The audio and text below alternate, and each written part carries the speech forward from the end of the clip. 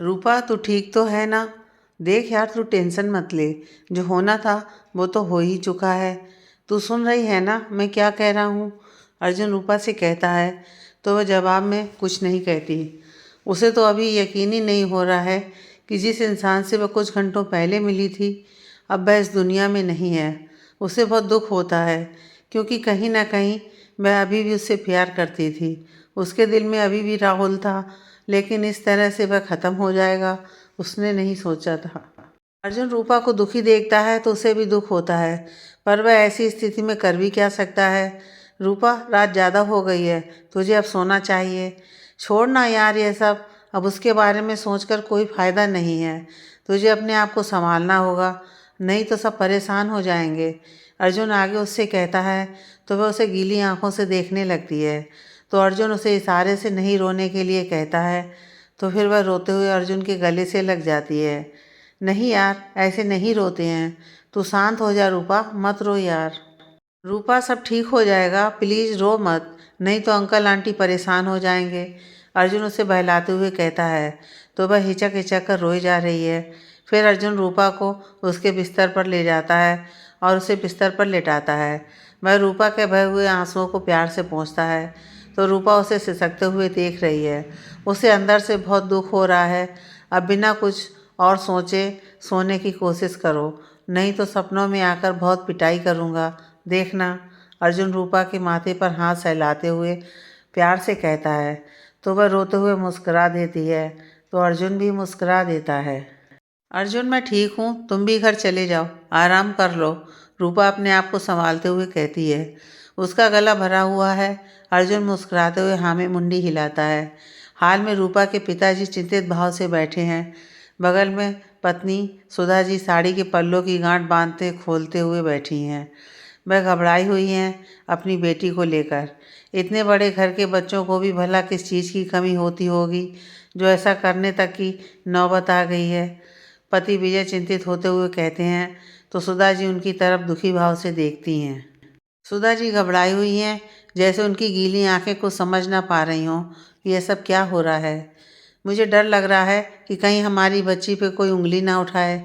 एक तो वो पहले से ही दुखी है और अब यह दुर्घटना, सुधा जी घबराते हुए कहती हैं। तो वो नामे मुंडी हिलाते हैं। नहीं सुधा, उसमें हमारी रूपा का क्या दोष हो सकता है, वह तो उससे बात तक नहीं करती थी।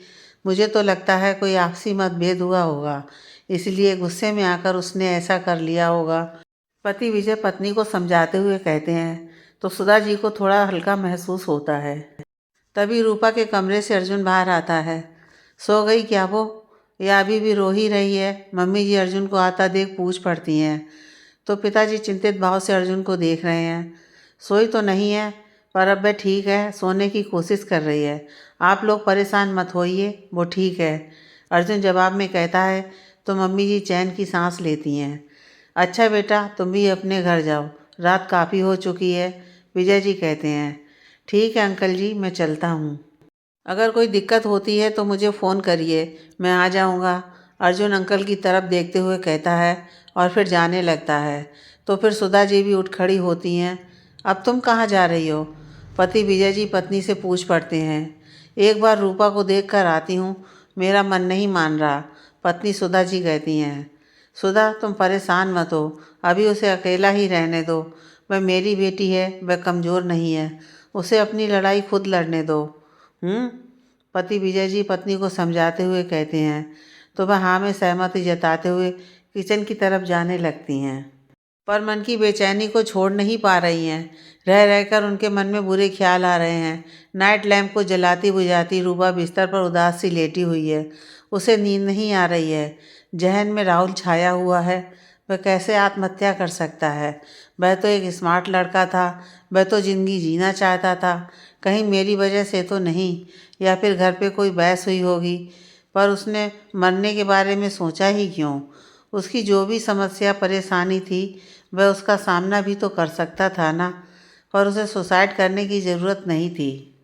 क्या वह इतना कमज़ोर पड़ चुका था, पहले तो वो ऐसा नहीं था। राहुल ये तुमने क्या किया, मुझे नहीं पता था कि तुम अपनी जान दे दोगे। नाराज़ थी, गुस्सा थी तुमसे, क्योंकि तुमने मुझे छोड़ दिया था, मेरे प्यार को ठुकरा दिया था। पर मेरे दिल में आज भी तुम हो। इतनी आसानी से तुम्हें भुलाना मुमकिन नहीं था।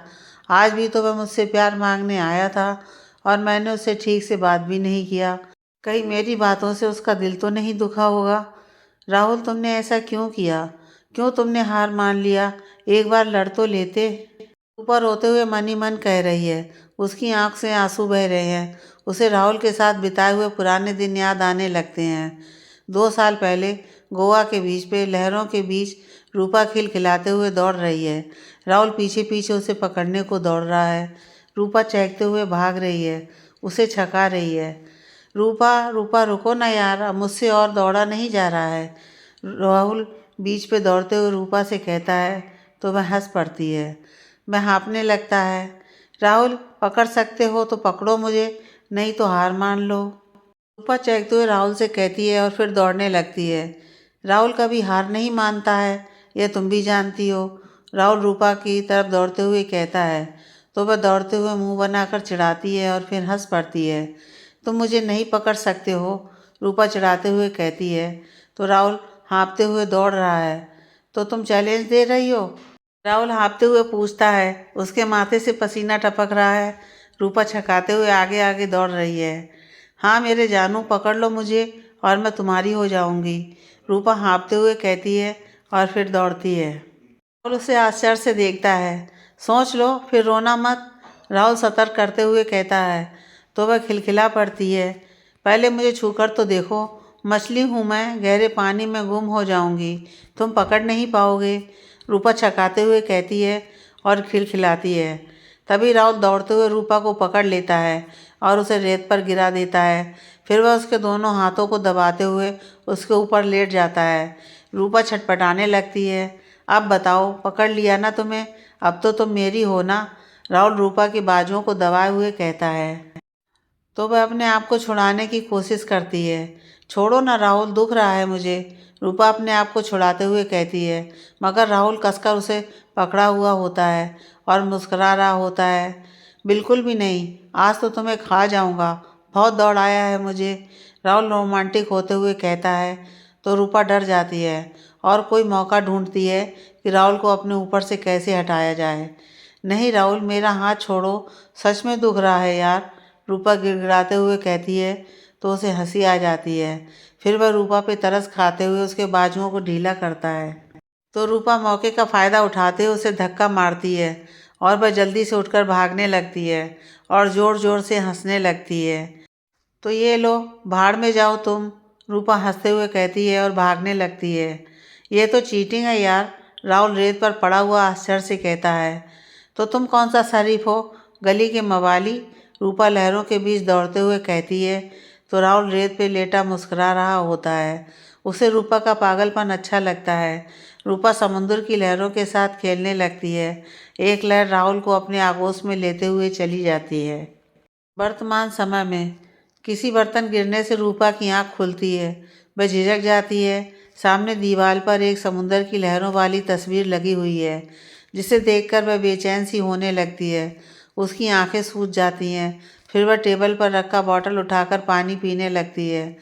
सुबह सुबह किस पे गुस्सा निकाला जा रहा है, पति विजय किचन में जाते हुए पत्नी से पूछते हैं।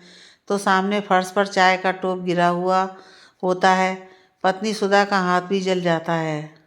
अरे हाथ तो नहीं जला, छोड़ो उसे, तुम इधर आओ, कितना जल गया है, विजय पत्नी के हाथ पे गरम चाय गिरा हुआ देखकर हड़बड़ी में कहते हैं। सुधा जी का हाथ लाल हो जाता है, उन्हें बहुत जल रहा है। विजय जी सुधा का हाथ धोते हैं, फिर उन्हें अपने साथ बाहर लाते हैं। तभी रूपा कमरे से बाहर आती है। मम्मी का जला हुआ हाथ देखकर चौंक पड़ती है। मम्मी, आपके हाथ को क्या हुआ? हे भगवान, कैसे हुआ? रूपा घबराते हुए बोल पड़ती है। रूपा, जल्दी से मेडिसिन का बॉक्स लेकर आओ, पिताजी पत्नी को सोफे पर बिठाते हुए रूपा से कहते हैं। तो वह जल्दी से टीवी के नीचे रखे एक कबाड़ में से मेडिसिन बॉक्स निकालती है और जल्दी से लेकर मम्मी के पास आती है और पिताजी को देती है। सुधा जी को दर्द हो रहा है, उनकी आंख से आंसू बह रहे हैं, मगर वह कुछ कहती नहीं है। मम्मी जी की दशा देखकर रूपा को रोना आने लगता है। पिताजी पत्नी के हाथ पर बर्निंग क्रीम लगाते हैं। रूपा घुटनों के बल बैठी रो रही है। कुछ नहीं बेटा, तुम रो मत, वो तो मेरी ही गलती की वजह से टोप उतारते वक्त छूट गया था। सुधा जी रूपा को रोता देखकर कहती हैं तो रूपा जल्दी से बह आए आंसुओं को पोंछती है। पिताजी हाथ पर पट्टी बांधते हैं। रूपा अभी भी रो रही है, जैसे उसे मम्मी का दर्द महसूस हो रहा हो। आप समझाइए ना इसे, छोटा सा तो घाव है, 1-2 दिन में ठीक हो जाएगा। मम्मी जी आगे रूपा को रोता देख पति से कहती हैं तो वह अचंभित भाव से उसे देखते हैं। फिर रूपा मम्मी की गोद में अपना सर रख लेती है। वह मुस्कुरा देती हैं, फिर वह प्यार से दूसरे हाथ से रूपा के सिर को सहलाने लगती हैं। लगता है पूजा पाठ कराना पड़ेगा, आजकल सब उल्टा ही हो रहा है। पिताजी चिंतित होते हुए बोल पड़ते हैं तो सुधा जी उनकी तरफ हैरत से देखती हैं, जैसे वह भी जानती कि पति सही कह रहे हैं। रूपा आओ, तुम तैयार हो जाओ, आज ऑफिस नहीं जाना है क्या? पिताजी रूपा को माँ की गोद पर सर रखा देखकर कहते हैं तो वह उनकी तरफ उदास भाव से देखती है और मम्मी की गोद से सिर हटा लेती है। मम्मी को इस तरह अकेले छोड़कर मैं कहीं नहीं जाने वाली हूँ, रूपा मुँह बनाते हुए जवाब में कहती है तो मम्मी जी उसे आश्चर्य से देखती हैं। नहीं बेटा, मैं ठीक हूँ, तुम ऑफिस जाओ, कल भी तो नहीं गई थी। मम्मी जी तुरंत रूपा से बोल पड़ती हैं। पर मम्मी, आप अकेली घर का काम कैसे करेंगी? नहीं, मैं नहीं जा रही हूँ, रूपा हैरत से बोल पड़ती है। तो मम्मी जी परेशान होने लगती हैं। कोई बात नहीं बेटा, मैं सब कर लूँगा, और वैसे भी तुम्हारी मम्मी का सेवा करने का इससे बेहतर अवसर मुझे दोबारा नहीं मिलेगा। तुम बेफिक्र होकर ऑफिस जाओ। पिताजी रूपा को बीच में टोकते हुए बोल पड़ते हैं तो वह मुस्करा देती है। मम्मी जी शर्माने लगती हैं। तभी दरवाजे की घंटी बजती है। मैं देखती हूँ, रूपा कहते हुए उठ खड़ी होती है। क्यों जी, आप मुझे पाप का भागीदार बना रहे हैं? मैं सब कर लूँगी ना, सुधा जी चिंतित होते हुए पति से कहती हैं तो वह हंस पड़ते हैं। कोई पाप साफ नहीं होता है, मैंने कहा ना कि तुम कोई काम नहीं करोगी तो नहीं करोगी, ओके? पति जी पत्नी को सख्त हिदायत देते हुए कहते हैं तो वह हैरत से मुस्कुरा देती हैं, जैसे लाख कोशिशों के बाद भी अब उनकी एक नहीं चलने वाली है। रूपा मुस्कुराते हुए जैसे ही दरवाज़ा खोलती है तो उसके चेहरे का रंग बदल जाता है। उसकी आंखें फटी की फटी रह जाती हैं। सामने पुलिस खड़ी होती है, जिसे देख उसके पसीने छूटने लगते हैं। वह घबराने लगती है कि घर पुलिस क्यों आई है। रूपा सहमी हुई डरी हुई मम्मी के पीछे खड़ी है। पुलिस इंस्पेक्टर सोफे पर बैठे हुए संदेह भाव से उसे देख रहे हैं। 2 हवलदार खड़े हुए हैं। सर, हमारी बेटी का इस केस से कोई लेना देना नहीं है। वह तो उससे बात तक नहीं करती थी और ना उससे कोई वास्ता था। पिताजी विजय पुलिस इंस्पेक्टर अजीत पवार को बताते हुए कहते हैं तो वह उन्हें सख्त भाव से देखता है। देखिए, हम सिर्फ पूछताछ करने आए हैं, क्योंकि राहुल के पिताजी रमेश शर्मा ने रिपोर्ट लिखवाई है कि उनके बेटे पर दबाव बनाया जा रहा था, जिस वजह से उसने आत्महत्या कर लिया है। तो हमें कार्रवाई तो करनी ही पड़ेगी। इंस्पेक्टर अजीत सख्त भाव से बोल पड़ता है तो रूपा घबराने लगती है। मम्मी जी उसे संभाल रही हैं। पिताजी हैरत में पड़ जाते हैं कि वह अब क्या करें। तो मिस रूपा, आप बताइए, क्या आप राहुल से शादी करने के लिए कोई दबाव बना रही थी? इंस्पेक्टर अजीत रूपा की तरफ देखते हुए पूछता है तो वह घबराते हुए मम्मी की तरफ देखती है। सर, कहा ना, हमारी रूपा तो उससे बात तक नहीं करती थी, तो शादी के लिए दबाव बनाने का कोई प्रश्न ही नहीं उठता है। पिताजी हड़बड़ी में बेटी की तरफ से बोल पड़ते हैं। आप प्लीज़ उसे बोलने दीजिए, प्लीज़, इंस्पेक्टर टोकते हुए पिताजी से कहता है तो मम्मी जी घबराते हुए रूपा का हाथ पकड़ लेती हैं। रूपा रोने लगती है। सर, जब से उसने शादी करने से मना किया था, तब से मैंने उससे कोई बात नहीं किया था, लेकिन कुछ दिनों से वही मुझे बार बार फ़ोन करता था। मैं उस पर गुस्सा भी होती कि मुझे फ़ोन मत करो, पर वह नहीं मानता था और कल वह मुझसे मिला भी था। रूपा सिसकते हुए इंस्पेक्टर को बताती है तो इंस्पेक्टर उसे ध्यान से सुनता है। पिताजी को आश्चर्य होता है कि रूपा राहुल से मिली थी। माँ जी का दिल बैठा जा रहा है। तो क्या बात हुआ था तुम दोनों के बीच में? इंस्पेक्टर आगे रूपा से कड़क मिजाज से पूछता है तो वह सहम सी जाती है। सर, वो मुझसे शादी करने की बात कर रहा था। मुझे उस पर गुस्सा आया और गुस्से में आकर मैंने भी कुछ कह दिया। मैं उससे नाराज़ थी, उसने मुझसे शादी करने से मना कर दिया था। मेरे प्यार को ठुकराने के बाद मैं उससे कोई वास्ता नहीं रखना चाहती थी, इसलिए उसका नंबर तक मैंने डिलीट कर दिया था। रूपा सिसकते हुए इंस्पेक्टर से कहती है और फिर रो पड़ती है। तो मम्मी जी उसे अपने गले से लगा लेती हैं। सर, आप हमसे सवाल जवाब पूछने से अच्छा है कि आप राहुल के घर की छानबीन करिए ना, जहाँ इसने सुसाइड किया है। वो बड़े लोग हैं, उन्हीं के बीच कुछ हुआ होगा। आप मेरी बेटी को इन सब के बीच घसीट कर उसे बदनाम मत करिए। मैं आपके सामने हाथ जोड़ता हूँ, देखिए उसकी हालत कैसी है। पिताजी विजय इंस्पेक्टर से गंभीर होते हुए बोल पड़ते हैं। तो मम्मी जी रो पड़ती हैं, रूपा भी रो रही है। इंस्पेक्टर सभी की स्थिति को देखकर कुछ सोचता है। ठीक है, पर इसका मतलब यह नहीं कि केस ख़त्म हो गया है। जब भी हमें इन्वेस्टिगेशन की ज़रूरत पड़ेगी तो रूपा को पुलिस स्टेशन आना पड़ेगा। इंस्पेक्टर अजीत सख्त भाव से हिदायत देते हुए कहता है और फिर रूपा को घूरते हुए चला जाता है। रूपा रोए जा रही है। इधर अर्जुन मुंह खोले हुए बिस्तर पर पड़ा हुआ सो रहा है। घड़ी में 10 बजने को आए हैं। तभी मोबाइल बजता है तो उसकी नींद टूटती है। वह आंख मूंदे हुए ही कॉल रिसीव करता है। हेलो, कौन? आंख मूंदे हुए अर्जुन फ़ोन पे कहता है। क्या अभी भी सो रहे हो? फ़ोन पे कोई मीठी आवाज़ से लड़की बोलती है। तो अर्जुन के कान खड़े हो जाते हैं। पर आप बोल कौन रहे हो इतनी सुबह सुबह? अर्जुन अनुमान लगाते हुए पूछता है। तो फ़ोन पे उसे हंसने की आवाज़ सुनाई देती है। इतना जल्दी भूल गए आप? ऐसे कैसे चलेगा? लड़की उलझाते हुए फ़ोन पर कहती है। तो उसे कुछ समझ में नहीं आता है कि कौन बोल रहा है। याद रखने के लिए पहले पता तो होना चाहिए कि आप कौन सी बला बोल रही हैं। अर्जुन लगभग चिड़चिड़ाते हुए फ़ोन पर कहता है। तो फिर उसे हंसने की आवाज़ सुनाई देती है, लेकिन वह पकड़ नहीं पाता है। मैं कोई भला वला नहीं हूँ, सोना बोल रही हूँ, और तुम हो कि पहचान भी नहीं रहे हो। लड़की मीठी आवाज़ में अपना परिचय देते हुए कहती है। तो अर्जुन का चेहरा खिल उठता है। ओह, तो तुम हो सोना, पहले क्यों नहीं बताया? अर्जुन उत्सुकता से बोल पड़ता है। तो वह हंस देती है। क्या तुम्हें मेरी आवाज़ भी याद नहीं है? तुम कैसे हो? सोना अर्जुन से शिकायत करते हुए पूछती है। तो वह सकपका जाता है। नहीं सोना, तुम तो मेरे दिल में समा चुकी हो। अब इस जन्म नहीं, बल्कि किसी भी जन्म में तुम्हें भूलना नामुमकिन होगा मेरे लिए। अर्जुन मस्का लगाते हुए फ़ोन पे कहता है। तो वह फिर से हंस पड़ती है। अर्जुन भी खिलखिला देता है। इतना पसंद करते हो मुझे? सोना मुस्कुराते हुए फिर पूछती है। तो वह बिस्तर पर पड़े पड़े उछल पड़ता है। अगर मेरे बस में होता तो तुम्हारे लिए ताजमहल जैसे 10 किले बनवा देता। अर्जुन उत्साहित होते हुए बोल पड़ता है। सच में? मुझे तो यकीन ही नहीं हो रहा है। सोना चहकते हुए फ़ोन पर बोल पड़ती है। कोई बात नहीं बेबी, धीरे धीरे सब हो जाएगा, अर्जुन बहलाते हुए जवाब में कहता है। तो वह हंस देती है। मम्मी बोल रही थी कि 3 दिन बाद सगाई होने वाली है, क्या ये सच है? सोना फिर आगे पूछती है। तो वह सोचने लगता है। मैंने अभी तक सुना नहीं है, अगर होगा भी तो अच्छा ही है ना।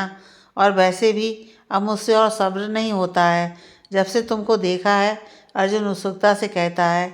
तो वह हंस पड़ती है। मुझे भी कुछ अच्छा ही नहीं लगता है। जब से आपको देखा है मैं रही ही नहीं, जैसे सब आपके पास ही छूट गया हो। सोना मीठी आवाज़ से कहती है, जिसे सुन अर्जुन की खुशी का ठिकाना नहीं होता है।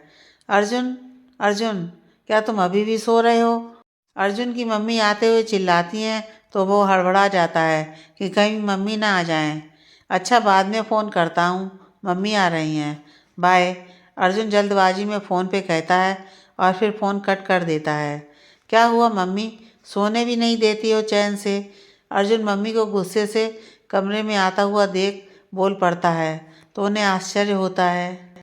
तो ये समय सोने का होता है? रोज़ रोज़ काम से छुट्टी मारेगा तो नौकरी से निकाल ना देंगे तुझे? मम्मी जी अर्जुन की अलमारी से कपड़े ढूंढते हुए कहती हैं।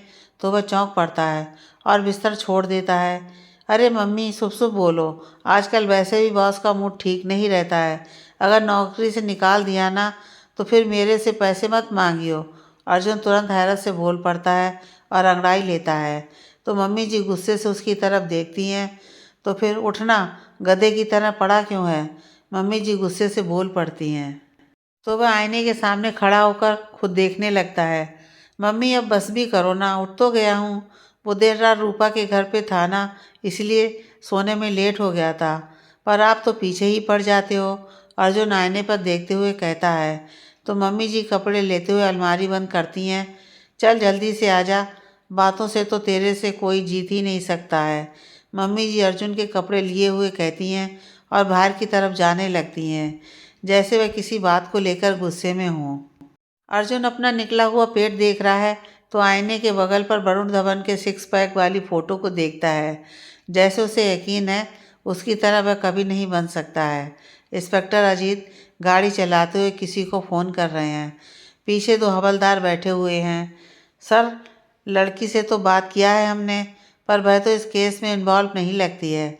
हमने राहुल के कॉल लिस्ट को भी चेक किया है तो पिछले 1 महीने से रूपा ने कोई कॉल नहीं किया था उसे, और ना ही दोनों एक दूसरे से संपर्क में थे। अजीत इंस्पेक्टर गाड़ी चलाते हुए राहुल के पिताजी रमेश वर्मा से फ़ोन पर बताता है तो पीछे बैठे हवलदार ध्यान से सुन रहे हैं। सर, आप फिक्र मत करो, इस केस के आखिरी जड़ तक जाऊंगा और जो भी उसके पीछे होगा उसे सामने लेकर ही आऊँगा, क्योंकि आत्महत्या का केस नहीं लगता है, किसी ने बहुत दिमाग लगाकर उसका खून किया है। अजीत इंस्पेक्टर आगे फ़ोन पर कहता है और फिर गाड़ी की स्पीड कम करता है। सामने से एक बाइक वाला गुजरता है। ठीक है सर, जैसे कोई जानकारी हाथ लगती है तो मैं आपको अपडेट करता रहूँगा। लेकिन सर, आपसे एक रिक्वेस्ट है कि ये बात किसी से साझा ना करें कि राहुल ने सुसाइड नहीं बल्कि उसका मर्डर हुआ है, नहीं तो गुनहगार को पकड़ना मुश्किल हो जाएगा। अजीत आगे गाड़ी चलाते हुए फ़ोन पे कहता है और फिर कॉल कट कर देता है। सर, आपको कैसे पता कि उसने आत्महत्या नहीं बल्कि उसका खून हुआ है? हवलदार नारायण सकचाते हुए पूछ पड़ता है तो बगल में बैठा संतोष हवलदार चौंक पड़ता है। वो हमारे सर हैं, उनके लिए कोई नई बात नहीं है। क्यों सर, मैंने ठीक कहा ना? संतोष हवलदार उत्सुकता से बोल पड़ता है। अजीत इंस्पेक्टर गाड़ी चलाते हुए मुस्कुरा देता है, जैसे वह कोई प्लान बना रहा हो। शाम हो चुकी है। आसमान में पक्षियों को उड़ता हुआ अपने घर को लौटता देखते हुए रूपा बालकनी में खड़ी है। वह गुमसुम है। हवा बहने से उसके बाल उड़कर उसके चेहरे पर आ रहे हैं। वह किसी सोच में डूबी हुई है। राहुल के बारे में ही सोच रही होगी। प्यार किया था उससे, 2 साल का रिश्ता था उसके साथ। भले मजाक में शुरू हुई हो दोनों की दोस्ती, लेकिन प्यार तो हो ही गया था, इतना कि वह दुनिया की किसी भी ताकत से लड़ने को तैयार थी। वह राहुल के लिए कुछ भी करने को तैयार थी, पर अब जबकि वह इस दुनिया में नहीं है तो उसे उसकी याद आ रही है, जैसे वह उसके पास ही हो, उसके सामने खड़ा उसे बुला रहा हो, उससे कह रहा हो कि मुझसे शादी कर लो। रूपा, रूपा, तू यहाँ क्या कर रही है? पीछे से अर्जुन उदास भाव से कहता है तो वह हड़बड़ा सी जाती है। मैं जानता हूँ यार, तू इस वक्त किस हालत से गुजर रही है। इतना सब कुछ हो गया है, मुझे खुद समझ में नहीं आ रहा है। अर्जुन रूपा के पास आते हुए कहता है।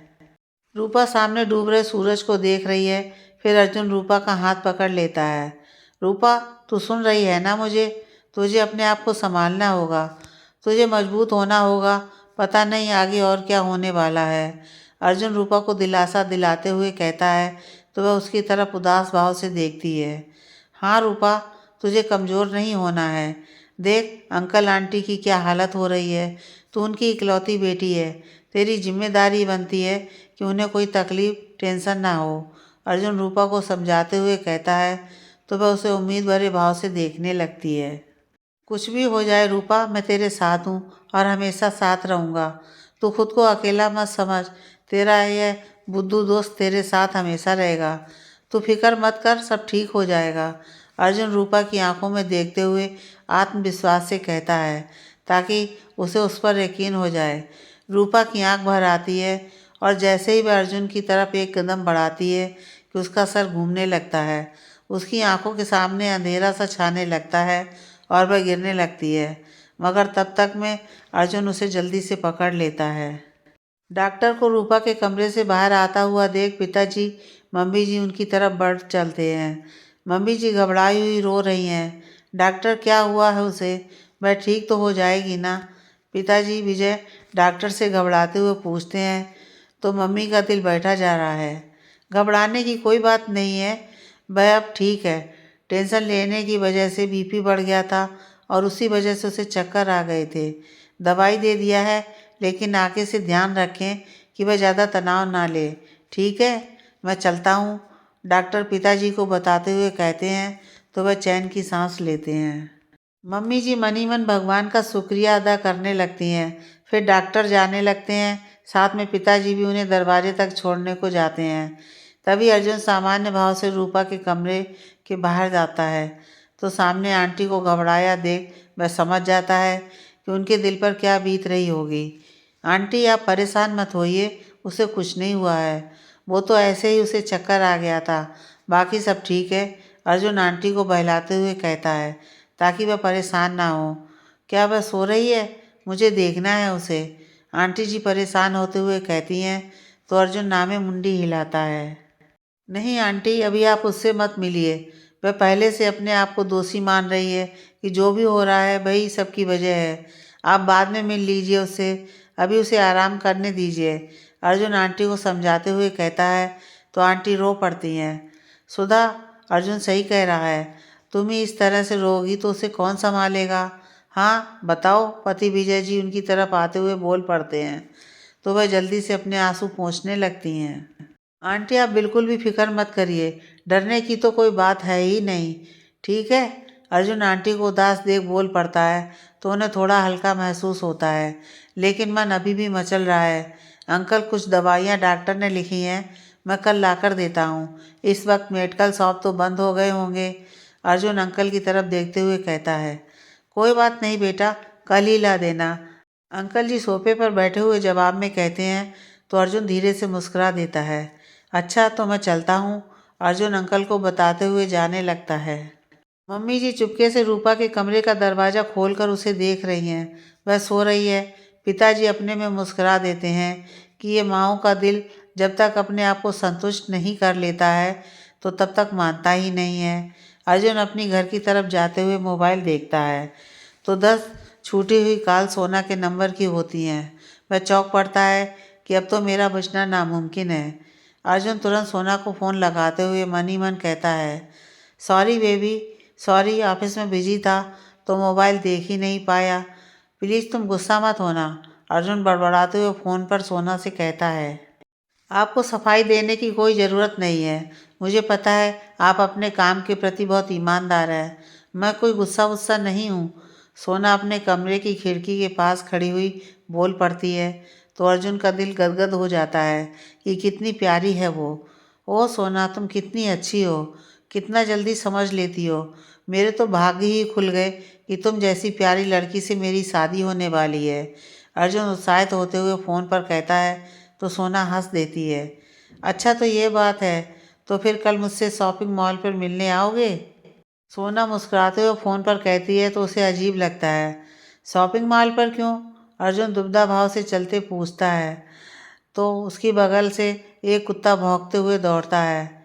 अरे बाबा, 2 दिन बाद हमारी सगाई है ना, तो इसलिए हम शॉपिंग के लिए आ रहे हैं, आप भी आ जाते तो मिलना भी हो जाता ना, सोना शर्माते हुए फ़ोन पे कहते हुए बिस्तर पर लेट जाती है। लेकिन मुझे तो पता ही नहीं है कि मेरी सगाई है 2 दिन बाद, और किसी ने बताया भी तो नहीं है, अर्जुन चलते हुए आश्चर्य से बोल पड़ता है तो सोना बिस्तर पर लेटी हुई मुस्कुरा देती है। अरे बाबा, इसीलिए तो फ़ोन किया था आपको जब सगाई की तारीख तय की जा रही थी। पंडित जी कहते हैं बहुत शुभ दिन है हमारी सगाई के लिए, सोना तुरंत फ़ोन पर बताते हुए कहती है तो वह किसी सोच में पड़ जाता है।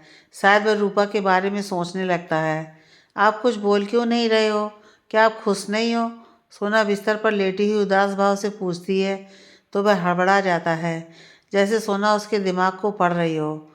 नहीं सोना, ऐसी बात नहीं है, मैं तो बहुत खुश हूँ, लेकिन सब कुछ इतना जल्दी हो रहा है, उसकी उम्मीद नहीं थी, इसलिए थोड़ा सोच में पड़ गया था, अर्जुन हड़बड़ाते हुए झट से बोल पड़ता है ताकि उसे ज़्यादा सोचने का मौका ना मिले। अच्छा ये सब छोड़ो, मुझे कुछ कहना है आपसे, सोना बात को टालते हुए फ़ोन पर कहती है और शर्माती है तो उसे संदेह होता है कि क्या पूछने वाली है। क्या कहना है सोना, पूछ क्यों रही हो, बोलो ना, अर्जुन दुबदा भरे स्वर में कहता है तो वह मुस्कुरा देती है। अर्जुन सोच रहा है कि पता नहीं क्या कहने वाली है। वो मुझे मुझे वो आपसे प्यार हो गया है, सोना बतकते हुए धीरे से कहती है और फिर चहकते हुए फ़ोन कट कर देती है तो अर्जुन खिलखिला उठता है कि सोना को उससे प्यार हो गया है। हेलो हेलो, फ़ोन क्यों कट कर दिया? अर्जुन फ़ोन कट होने के बाद बोलता है, पर वह रास्ते पर चलते हुए मारी खुशी से उछल पड़ता है। सोना बिस्तर पर मुस्कुराते हुए लेटी है। वह अर्जुन के बारे में सोच रही है। रूपा अंधेरे कमरे में पड़ी हुई सो रही है।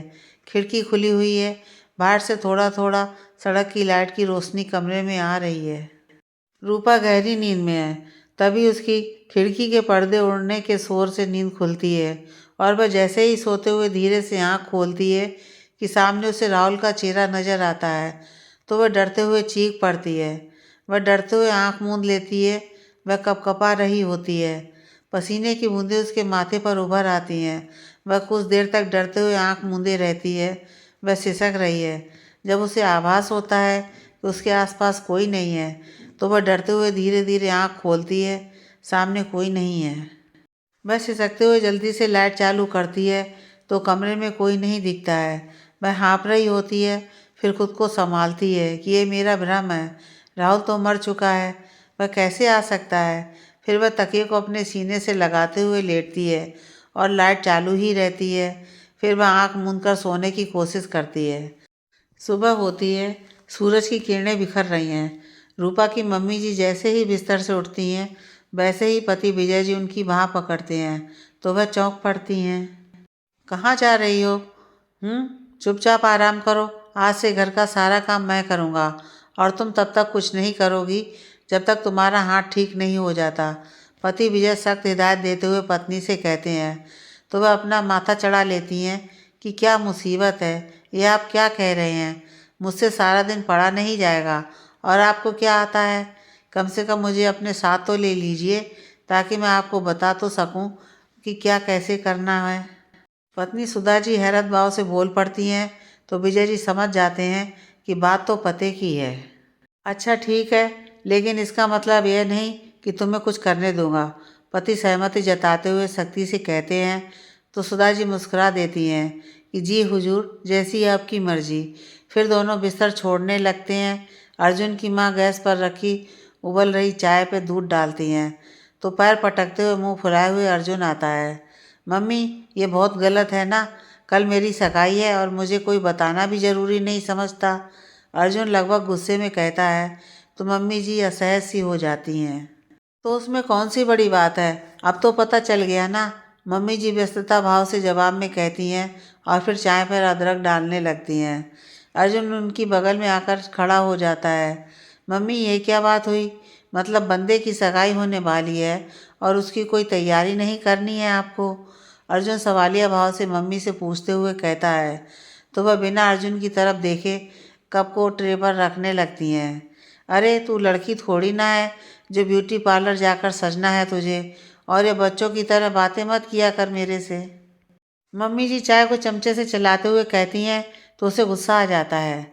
मम्मी, ये मत भूलो कि मेरी उम्र आप लोगों की वजह से ही बढ़ी है। नहीं, अभी छोटा है, अगले साल करेंगे। ऐसे करते करते 30 तक पहुंच गया हूँ और अब बोलते हो कि बच्चों की तरह बातें मत करो। अर्जुन गुस्से से चिड़चिड़ाते हुए बोल पड़ता है तो मम्मी जी उसकी तरफ सख्त भाव से देखती हैं। तू ना जितना मेरा दिमाग चाटता रहता है ना, कभी कभार अपने पापा से भी बात कर लिया कर। ले चाय पी और दिमाग ठीक कर। मम्मी जी थोड़ा गुस्साते हुए बोल पड़ती हैं और चाय की ट्रे लेकर बाहर की तरफ जाती हैं तो वह और गुस्सा हो पड़ता है। बस एक यही बाढ़ है आपके पास, छोड़ते रहो मुझ पर। मेरी खुशी की किसी को कोई परवाह ही नहीं है। अर्जुन गुस्से से तुरंत बोल पड़ता है और फिर चाय की कप उठाकर जैसे ही एक घूंट पीता है तो उसका मुंह जल जाता है। आह, ये सुबह सुबह तुम माँ बेटे किस लिए मैदान में उतरे हो? अर्जुन के पिता सोफे पर बैठे अखबार पढ़ रही पत्नी से पूछते हैं। झगड़ा कर रहा है मुझसे कि उसकी सगाई की बात नहीं बताया उसे, और बताने का मतलब तो आप जानते ही हो, वही फालतू के खर्चे। पत्नी जी गुस्साए हुए जवाब में कहती हैं और चाय की कप पति जी को देती हैं तो वह अपने आप में कुछ सोचकर मुस्कुरा देते हैं। रूपा की माँ पिताजी दोनों साथ में किचन में जाते हैं तो देखते हैं कि सारा काम किया हुआ है। रात के बर्तन भी साफ किए हुए रखे हैं, झाड़ू भी लगा हुआ है, नाश्ता भी तैयार है और चाय भी बन रही है। दोनों आश्चर्य से एक दूसरे का मुंह ताकते रह जाते हैं कि किसने किया है ये सब। तभी पीछे से रूपा नहा धोकर आती है। गुड मॉर्निंग मम्मी पापा, आप लोग फ्रेश हो जाइए, नाश्ता रेडी है और मैं लंच भी बना देती हूँ। रूपा मुस्कुराते हुए व्यस्तता भाव से कहती है और जल्दी से गैस बंद करती है। मम्मी पापा दोनों उसे आश्चर्य से देखे जा रहे हैं। बेटी, ये तो चीटिंग है ना। आज तो मेरी ड्यूटी लगने वाली थी, पर तुमने तो पहले ही सब कर दिया है। पिताजी बच्चों की तरह हैरत से बोल पड़ते हैं तो रूपा और मम्मी जी साथ में हंस पड़ते हैं। तो आपको क्या लगता है कि आप मुझे पाप का भागीदार बना लेंगे? रूपा, तुमने एकदम सही किया है। मम्मी जी पति को तंज कसते हुए बोल पड़ती हैं तो वह पत्नी के सामने हाथ जोड़ लेते हैं। रूपा खिलखिलाकर हंस पड़ती है। पुलिस स्टेशन में एक हवलदार एक मुजरिम को मारते हुए अंदर लिए जा रहा है। वह गिड़गिड़ा रहा है कि मत मारो मुझे। इंस्पेक्टर अजीत अपने केबिन में बैठा हुआ फाइल देख रहा है। वह ध्यानपूर्वक फाइल पर नज़र टिकाए हुए पढ़ रहा है। सामने एक हवलदार नारायण खड़ा हुआ है। उसके दिमाग में चल रहा है कि पूछूं कि नहीं पूछूं। अगर गुस्सा हो गए तो बेकार में डांटेंगे। नारायण, ये राहुल के केस में कुछ जानकारी मिसिंग है। मैंने तुम्हें उसके 6 महीने तक की पूरी डिटेल निकालने को कहा था, पर इसमें तो 3 महीने तक की ही डिटेल है और उसके पूरे रिश्तेदारों की लिस्ट भी नहीं है। अजीत इंस्पेक्टर फाइल में से नज़र हटाते हुए नारायण से सख्त भाव से पूछते हैं तो वह सकपका जाता है। सर मैं, नारायण बतकते हुए कह रहा है कि तभी केबिन का दरवाज़ा खोलते हुए हवलदार संतोष आता है। नारायण चैन की सांस लेता है कि वह बाल बाल बच गया। सर, कोई आपसे मिलने आया है, संतोष हवलदार इंस्पेक्टर सर से कहता है तो वह सिर खुजलाने लगते हैं।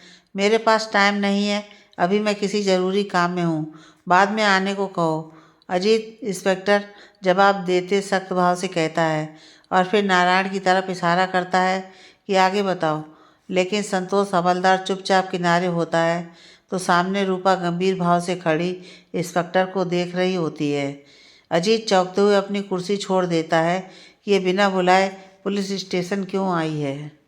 इसका मतलब है कि राहुल के बारे में ज़रूर इसके पास कोई जानकारी है। रूपा उसे गंभीर भाव से देख रही है। पुलिस स्टेशन के अंदर चाय वाला जा रहा है। कुछ लोग बैठे हुए हैं और रिपोर्ट लिखवा रहे हैं। केबिन में अजीत इंस्पेक्टर रूपा को सख्त भाव से देखते हुए बैठा है। तभी चाय वाला रूपा के सामने चाय का गिलास रखता है। दोनों हवलदार सामान्य भाव से पीछे खड़े हैं। तो बताइए, आपके पास क्या जानकारी है राहुल के सुसाइड केस के बारे में? इंस्पेक्टर अजीत सामने बैठी रूपा से सख्त भाव से पूछता है। रूपा पहले अपने गले को खराशते हुए ठीक करती है, जिसे देख दोनों हवलदार हंस पड़ते हैं। सर, पहले आप मुझे बताइए कि आपके पास कितनी जानकारी है। मेरा मतलब, आपने कितना छानबीन किया है। राहुल के साथ मेरा 2 साल का रिश्ता था। हम दोनों एक दूसरे के बहुत करीब थे, लेकिन कुछ दिनों पहले कुछ ऐसा हुआ कि हमारे बीच बातचीत बंद हो चुकी थी और मैंने भी उसे भुला देना ही बेहतर समझा था, लेकिन उसे दिल से निकालना इतना भी आसान नहीं है। रूपा पुलिस इंस्पेक्टर अजीत से पूछते हुए कहती है। वह रूपा को सख्त भाव से देख रहा है। दोनों हवलदार एक दूसरे का मुंह ताकते हैं कि मैडम तो बड़ी होशियार हैं। अगर आपको ये पता चले कि राहुल ने खुदकुशी नहीं बल्कि उसका खून हुआ है तो आपकी क्या प्रतिक्रिया होगी? अजीत इंस्पेक्टर संदेह भाव से कहता है तो वह चौंक पड़ती है। क्या? ये आप क्या कह रहे हैं? रूपा चौंकते हुए बोल पड़ती है तो अजीत उसे ध्यान से देख रहा है, शायद कुछ पढ़ने की कोशिश कर रहा है। सच यही है जो बहुत कम लोगों को पता है, जिसने भी किया है बड़ी प्लानिंग के साथ किया है। अजीत इंस्पेक्टर पेपर वेट को बेंच पर घुमाते हुए जवाब में कहता है तो वह भावुक होने लगती है। मैं जानती थी राहुल कभी आत्महत्या नहीं कर सकता है। उसे अपनी लाइफ से बहुत प्यार था। वह हर पल को जीना चाहता था। उसने मुझसे कभी नहीं कहा कि वह अपने जीवन से ऊब गया है। सर, कौन हो सकता है जो उसे मारना चाहता है? रूपा भावुक होते हुए बोल पड़ती है तो दोनों हवलदार खुसर फुसर कर रहे हैं। अजीत इंस्पेक्टर उन्हें गुस्से से देखता है तो वे हड़बड़ाते हुए शांत हो जाते हैं। पहले तो हमें आप पर ही शक हुआ था, लेकिन फिर जब हमें कुछ सुरागों से पता चला कि ये सुसाइड नहीं बल्कि मर्डर है, तो फिर मुझे इसके पीछे बड़ी साजिश की चाल लगी। अजीत इंस्पेक्टर रूपा की तरफ देखते हुए कहता है तो वह दुखी होने लगती है। उसकी आंख भर आती है। सर, आपको जब भी मेरी ज़रूरत हो तो आप मुझे बुलाइए। जिसने भी राहुल का खून किया है उसे सज़ा मिलनी ही चाहिए। भले वो मुझे ना मिल सका, लेकिन उसे इंसाफ ज़रूर मिलना चाहिए। रूपा गंभीर भाव से इंस्पेक्टर से कहती है तो दोनों हवलदार को हैरानी होती है। इंस्पेक्टर भी उसे गौर से सुन रहा है। ठीक है, हमें जब भी आपकी ज़रूरत पड़ेगी तो आपसे संपर्क किया जाएगा। अजीत इंस्पेक्टर सहमति जताते हुए रूपा से कहता है तो रूपा अपने आप को ठीक करती है और गहरी सांस लेती है। राहुल के मर्डर के बारे में जानकर उसे बेचैनी सी हो रही है। सर, आप अपना नंबर दे दीजिए, अगर मुझे कुछ पता चलता है तो मैं आपको बता सकूं। रूपा इंस्पेक्टर से नंबर मांगते हुए कहती है तो इंस्पेक्टर हवलदार की तरफ देखता है। मैडम आइए, मैं आपको सर का नंबर देता हूँ। संतोष हवलदार उत्सुकता से बोल पड़ता है और इंस्पेक्टर फिर चाय पीने लगता है। सर, मैं चलती हूँ, अभी मुझे ऑफिस भी जाना है। रूपा कुर्सी छोड़ते हुए इंस्पेक्टर से कहती है तो वह इशारे से सहमति जताता है। फिर रूपा अपने आंसुओं को पोंछते हुए जाने लगती है। अजीत इंस्पेक्टर उसे संदेह भाव से देखता रहता है। अर्जुन बैग लेते हुए जल्दीबाजी में घर के बाहर निकलता है। आज तो अभी से लेट हो गया हूँ, बॉस की फटकार लगना तय है बच्चों। अर्जुन अपने आप में बड़बड़ाते हुए बाइक पे बैठता है। अर्जुन बेटा, पिताजी अर्जुन की तरफ आते हुए पुकारते हैं तो वह थोड़ा चकित हो उठता है कि मम्मी ने ज़रूर शिकायत की होगी। ये कुछ रुपए ले लो, कल तुम्हारी सगाई है तो शॉपिंग कर लेना, ठीक है? पिताजी अर्जुन को चुपके से इधर उधर देखते हुए देते हैं ताकि कहीं अर्जुन की माँ ना देख ले। तो अर्जुन आश्चर्य से जल्दी से रुपए लेकर जेब में डाल लेता है। फिर वह पिताजी को देख मुस्कुरा देता है और कहता है पापा चलता हूँ, लेट हो रहा है। फिर वह बाइक स्टार्ट करते हुए चला जाता है। खिड़की से मम्मी जी देख रही होती हैं। उन्हें बड़ा गुस्सा आ रहा होता है कि आओ अंदर आओ, फिर बताती हूँ। सड़क पे गाड़ियाँ बाइक आ जा रही हैं। एक ऑटो पर रूपा बैठी हुई राहुल के बारे में सोच रही है। तो राहुल ने सुसाइड नहीं किया था। मेरा दिल कहता था वह ऐसा कर ही नहीं सकता है। किससे उसकी दुश्मनी थी? कौन उसे मार सकता है? कहीं उसके पिता तो नहीं? नहीं, वो कैसे हो सकते हैं? पर उस दिन राहुल ही तो कह रहा था कि वो हमारी शादी के खिलाफ थे। पर इसका मतलब ये तो नहीं हो सकता कि एक बाप अपने ही बेटे को मार डाले, और उसे मारने की तो कोई वजह भी नहीं हो सकती है क्योंकि राहुल ने शादी की बात तो टाल ही दिया था। फिर कौन हो सकता है? रूपा मनी मन परेशान होते हुए सोच रही है। तभी उसे ध्यान आता है कि जिस दिन वह राहुल से मिली थी, फिर कुछ घंटे बाद राहुल का मैसेज आया था जिसे उसने गुस्से से पढ़ा नहीं था। फिर रूपा तुरंत मोबाइल बैग से निकालती है। इनबॉक्स में देखती है कि राहुल के 3 मैसेज हैं। पहले मैसेज को ओपन करती है तो लिखा है रूपा, तुम्हारा गुस्सा होना जायज़ है। मैंने तुम्हें बहुत दुख दिए हैं, लेकिन इसका मतलब यह नहीं है कि मैं तुमसे प्यार नहीं करता हूँ।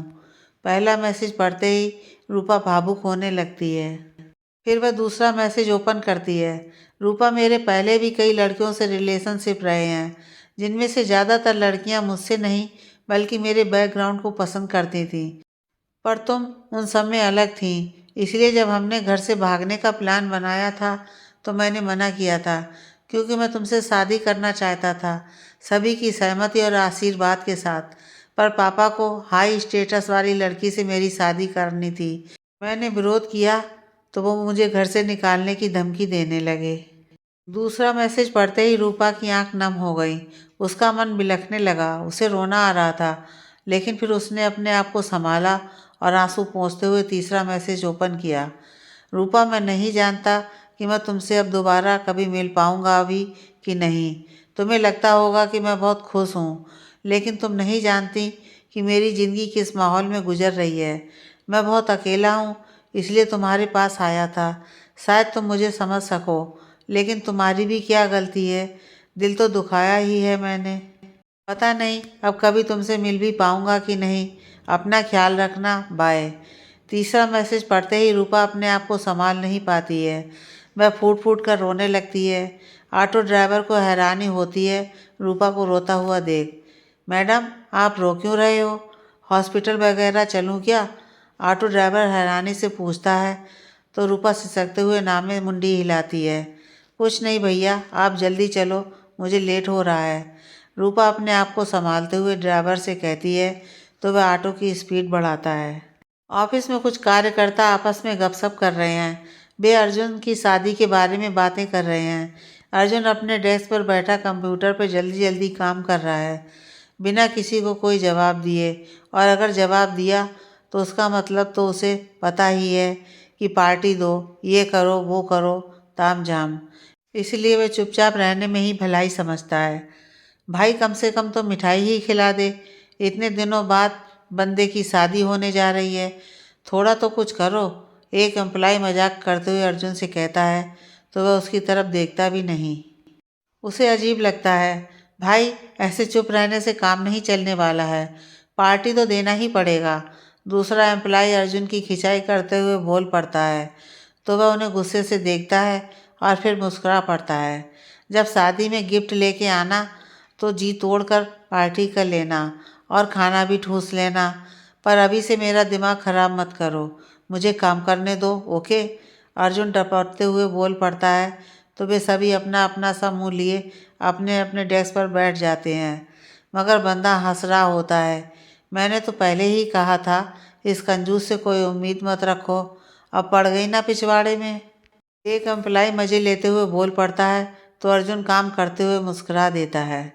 रूपा के बॉस के केबिन में रूपा सामान्य भाव से बैठी फूलों के गुलदस्ते को देख रही है, जिसे देख उसे अच्छा लगता है। रूपा, तुम चाहो तो कुछ दिनों की छुट्टी ले सकती हो, बॉस रूपा की स्थिति को देखते हुए कहते हैं तो वह उनकी तरफ देखने लगती है। नहीं सर, मैं ठीक हूँ, ऑफिस में काम करूँगी तो अच्छा ही महसूस करूँगी, रूपा जवाब में बॉस से कहती है तो वह उसे सहानुभूति भाव से देखते हैं। कोई ज़रूरत हो तो मुझसे कह सकती हो, बॉस रूपा से कहते हैं। ठीक है सर, पर अभी तो ऐसी कोई ज़रूरत नहीं है, रूपा जवाब में बॉस से कहती है। ओके, तुम जाओ और निश्चिंत होकर काम करो। बॉस रूपा से कहता है तो वह मुस्कुरा देती है। थैंक यू सर, आपने मुझे समझने की कोशिश की। थैंक्स, रूपा चलते हुए बॉस से कहती है तो वह मुस्कुरा देते हैं और सिर हिलाकर सहमति जताते हैं। शाम हो चली है, सड़क पर ट्रैफिक लगा हुआ है। अर्जुन बाइक चलाते हुए आता है और बाइक रोक देता है। ये ट्रैफिक बिना साला, जब अर्जेंट होता है तभी ये खड़ा हो जाता है, अर्जुन परेशान होते हुए बड़बड़ाता है। तो तभी सोना का फ़ोन आता है। सोना बेबी, बस आ ही रहा हूँ, ट्रैफिक पे फंसा हूँ और दिल्ली का ट्रैफिक तो तुम जानती ही हो ना। अर्जुन फ़ोन पर सोना से सफाई देते हुए कहता है। आप आराम से आइए, हम आपका इंतज़ार करेंगे, कोई बात नहीं है, सोना मॉल से फ़ोन पर कहती है। तो अर्जुन का चेहरा खिल उठता है। ओह सोना यार, तुम इतनी मीठी क्यों हो, बस मैं आ ही रहा हूँ, तुम बिल्कुल भी फिक्र मत करो, मैं उड़कर आता हूँ। अर्जुन बड़े उत्सुकता से बोल पड़ता है तो सोना की हंसी निकल जाती है। ऑफिस के डोर से बाहर निकलती हुई रूपा किसी को फ़ोन कर रही है। यस सर, मैं रूपा बोल रही हूँ, मैंने आपको राहुल के मैसेज फॉरवर्ड किए थे। सर, जो तीसरा वाला मैसेज है ना, उसको ध्यान से पढ़िए, रूपा चलते हुए फ़ोन पर हड़बड़ी से कहती है। सर, आपने पढ़ा ना, मुझे तो लगता है कि ज़रूर उसके घर में कोई गड़बड़ी थी, नहीं तो वो ऐसे मैसेज नहीं करता। राहुल किसी मुसीबत में था, अपनी समस्या बताना चाहता था, लेकिन कोई उस पर दबाव बना रहा था, इसलिए वह खुलकर कुछ कह नहीं पा रहा था। रूपा आगे चलते हुए फ़ोन पर इंस्पेक्टर अजीत सर से कहती है। ठीक है सर, मैं कल शाम को आपसे मिलती हूँ, लेकिन जिस किसी ने भी मेरे राहुल को मारा होगा ना, मैं उसे सज़ा दिलाकर रहूँगी, फिर मुझे कुछ भी क्यों ना करना पड़े, रूपा आगे सख्त भाव से फ़ोन पर कहती है। उसकी आंखों में प्रतिशोध की भावना है। उसने फैसला कर लिया है कि अपने प्यार को इंसाफ दिलाकर ही रहेगी, फिर चाहे किसी भी हद तक क्यों ना जाना पड़े। आगे की कहानी नेक्स्ट पार्ट में।